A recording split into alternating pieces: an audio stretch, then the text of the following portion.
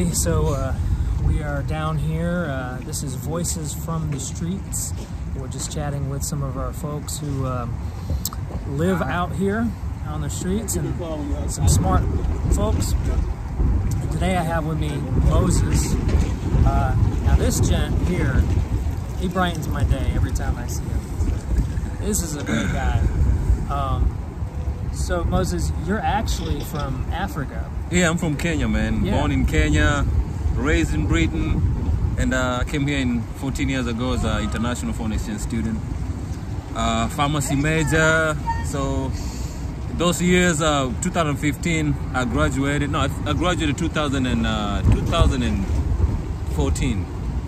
Then I was supposed to go, because I'm a pharmacy major, I was supposed to go to pharmacy school. You know, it's like law school, medicine school. So I didn't go because my dad passed away, and he was one of the people that was actually paying for my fees and stuff. Because when I applied for my scholarship, I had a scholarship because I'm a trucker, I'm a runner. So Kenya, they gave me that scholarship.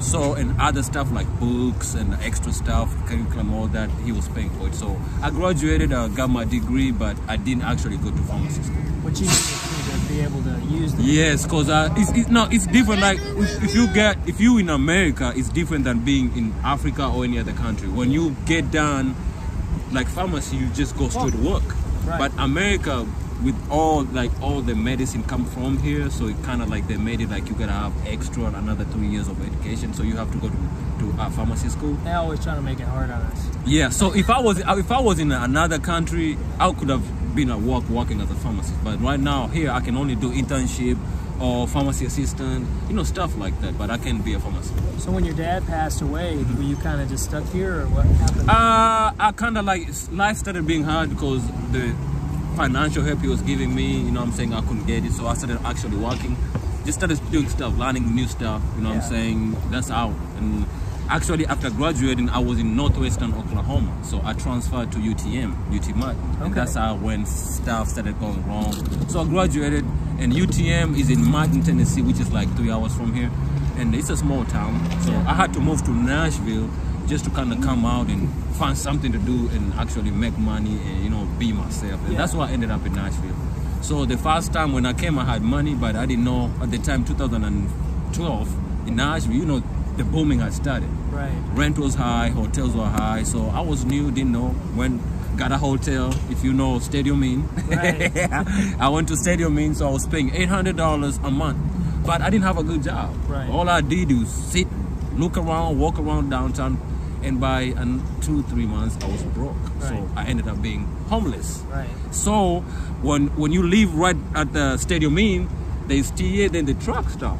So I started putting my tent next to the truck stop, because that was the only area that I knew. So I put my tent out there, and that's how I started. Started being homeless, and from there I started going to Jefferson Bridge, where you guys come in. That's where Pastor Bob was there. So like me, I talked to people, and that's how I met Pastor Bob. And from there we just started being friends, doing videos on YouTube, and every day I'll be up there around 3 o'clock. He'd be there every day, so I was out there every day, and we just like you are here. It's been like that. It's been like that since then, and it's a good thing. If you've been homeless and you don't have nowhere to eat, nowhere to take a shower, and you have somebody that commit their time every day to come out there at the same time and make sure you eat, not just you by yourself, that's great, man. Because I've been homeless, and I've seen people eating from the trash. People that I know, they were so hungry downtown, they would sit outside these nice restaurants, and somebody will come out with a nice burger, eat it twice, then throw it away. Then guess what? Somebody will come pick it up. So imagine that. So since you guys started doing all this stuff, I don't see a lot of that stuff going on around downtown or anywhere, because people know, hey, 1 o'clock, 2 o'clock, Sanctuary will be here, we'll eat, and we always eat restaurant food. It's not food that, like other people feed, but you guys, like the way you cook your food, the way you put your life. Hey, I'm sorry, but this is the truth. I'd rather say the truth, so I don't get blamed, the next 2-3 days, but it's just the truth. You guys, you take care of what you cook it with love and everything, like if somebody don't eat meat or fish, you always make sure that person gets something to eat. You know what I'm saying? They're not standing on the side of the line looking at other people eating nice stuff. So I appreciate that, you know, and that's why I'm here, putting more effort, helping you and the sanctuary to do everything they can to just not just feed one person, but expand, feed everybody, you know, around. I'm not homeless no more, but this continues. This continues because I bought an RV 3 years ago, and now that's how my life been evolving like that. That's my home. It's close here, so at least I can come out here and help Lee and Sanctuary do what they they can do every day. Yeah. Well, you kind of are a voice of reason around here. Yeah. It's a good thing you said the voice of reason, because those years that I've been out there, I've been building friendship with people, you know, and there's a lot of people that come out here with different stuff like shower, like you guys, food, laundry, and that's just it. If we bring everybody together and share information and we trying to do stuff with the same people, you know, that's all I try. I just try to be the middle guy that connects you, somebody else, and then the homeless people, my friends too, I kind of like give them an idea of somebody can come out here and do this, so you'll come get this help. Did you ever think about like trying out for the Olympics? Oh man, I can run. Yeah. I can run. I've played soccer. I've done all kind of stuff. It's just that things like soccer is starting to be famous in America. Things like running, you know, it's something. Maybe one day, I've been thinking about this. One day, maybe next year or the other year, I might run the one of the marathons in Nashville. You know what I'm saying? And you know, just see where I'm at after all those years I haven't been running. Yeah, you should. You're very skilled. One of my pet peeves is that a lot of folks like you that I know have a lot of skills, but the jobs that are available don't pay livable wages. Yes. And if you want to live, you know, you're forced to work 2 or 3 jobs. Oh yeah, especially if you're living by yourself. And nobody wants really to have a bunch of roommates. No, especially right now, because you might not know the next person living next door what they're doing. They might be your friend, but you just gotta be careful, you know. Yeah. Well, and being on the street, you learn that. And the street, people come here in the street in different ways. Like if you see somebody walking on the street trying to ask for money, don't feel like, oh, that person is just homeless. Because there's a few reasons that people become homeless. One of them is child support, divorce, mental.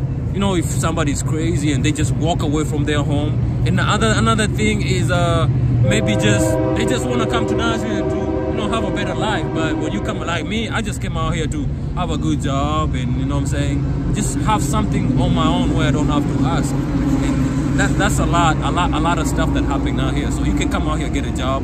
If you don't get a job, then you just end up being homeless, even if you had money saved. So, and you made a good point there. When you came, a lot of it had to do with economics and inflation and in Nashville, the gentrification. And a lot of that displacing people. Yeah, it was like that. And it was much more worse because I wish there's more people, like private people doing much more than actually the government. You know what I'm saying? Because one, when the pandemic was going on, we had bathrooms out here. We don't have no bathrooms. Can you imagine? We like almost 200 people in this area right here. Can you imagine everybody going in the bush trying to use the bathroom? And nobody's a kid out here. We got females. You know, it's not good. People show, you know, that like the government can at least bring bathrooms. At least bathrooms. You know, you don't have to give us houses right now. Work on that. But bathrooms, you can give us bathrooms so we can use toilet like in a good way. Like, come on. Even people in some dignity. Yeah, dignity. You know, like, come on. You know, like even volunteers, when they come out here, they trying to use a bathroom. They don't have no bathrooms. You know, like it's crazy. So I just hope. Well, and they could pick up the trash. And they could pick up the trash. You know, like, so you see, a lot of people are doing good things, but the government is not doing nothing. That's what I would say. They just need to step up. Every time we have meetings, they need to send somebody. Come listen to us. Well, you know, I've never known anything put in the government's hands to work. That's the problem. What you know, we need is more people. More people that are doing get involved, and that's what we need. You know, and even if it's that, they can just do something. Just pick up the trash. You know, because this trash don't picked up in almost 2 months. Yeah, maybe a private company could volunteer to just come out here. That's what we need to do. Week. Yeah, like just like cleaning. We always clean every 3 months out here because we know how it is. And thank God for the laundry truck, because I think that's gonna help Because me, if you give me this Lee, Yeah. and I like it, and I put it on for 3 days, and I can't clean it, what am I gonna do? You're gonna throw I'm it gonna throw away. it away because I know the next day somebody's gonna come with new clothes, and guess what? It brings a lot of chaos because everybody's trying to get something because they already used their stuff. You know, so stuff like that. If we can get help from stuff like that, that's good. You know. Yeah. Yeah. Well, that's another good point that when folks see a lot of homeless and they see how they're dressed and they think, well, look how nice he's dressed or she's dressed. What they don't realize is that's clothes given to y'all, like people throw away, and Yeah.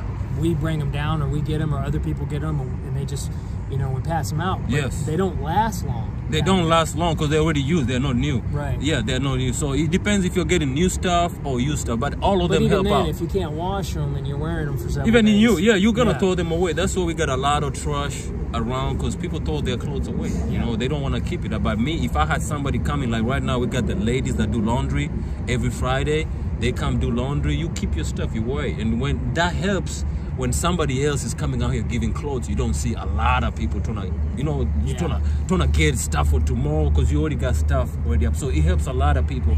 They can take it to different places. They can give it to somebody that don't stay here. And, stuff work like that. So, what do you think of our current climate as far as, do you think the city is doing a little better now, or do you think the government is, you think they'll turn around and start trying to do policies and stuff that kind of lower inflation, create better jobs, that kind of stuff? Yes. Well, for right now, right now, we got a lot of people don't have jobs, and it's because I can't blame nobody because the pandemic brought a lot of stuff. There's people that have been at work for 24 years, 30 years. They've never asked for food stamp or unemployment. So if you work for 30 years and this stuff just showing up, it affects you. That's an emotional effect. So a lot of people gotta get time to go get back to work. A lot of people got tired of their old job. They're trying to get new jobs. So there's a lot of stuff going on right now. It just depends what you kind of get a depression after get thrown off to the side. On the side, because this is stuff that, like, you just say you stay in the same house for 20 years, then you gotta move one day. It's gonna affect you. You go to a new house, you might walk in the wrong door, because stuff like that. So that's a lot of people are going through all that stuff, and then some people were not usually put together for a long time, like husband and wife. Some of them are going to work, and now they're together like this 24 hours. You know what I'm saying? It brings a lot of domestic violence. Right. People don't getting along. So all this stuff is still a pandemic. It's a pandemic inside a pandemic. Right. So there's this It's small pandemic. It's not a pandemic of COVID, but No. There's COVID, the big one. Then there's small little pandemics on the inside the. Because you know what? There's even people that got evicted. Because of the pandemic. They didn't work. There you go. So it's a lot of stuff, and it's gonna take years, man. It's gonna take years for everybody to kind of get in everything that they lost during the pandemic and all that. So the government here needs somebody to stand up and tell them, you know what? You need to get up and talk to the people that are homeless. And once they do, they need to hear it from us homeless people. Yeah, that's what I was saying. We need to have those leaders in those meetings. I would love to show up with the government here. So look, Moses, college graduate, educated, just some bad things happen, still working his way up, went from living in tents, now living in an RV.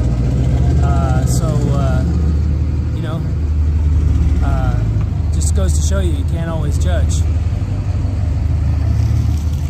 And another thing, Sanctuary is a non-profit organization. Please spread the word. They do good things. They feed every day of at least 30 people a day or 40. I can't count because I don't know. So they give out food everywhere. So if you know anybody that can donate money, food, or anything, just get them online, finally, just donate something, just put good word out there for them, man. We need more good people out here. It's too kind. Thank you. We'll talk to y'all later. Thank you. This is Moses. Yes. All right, man.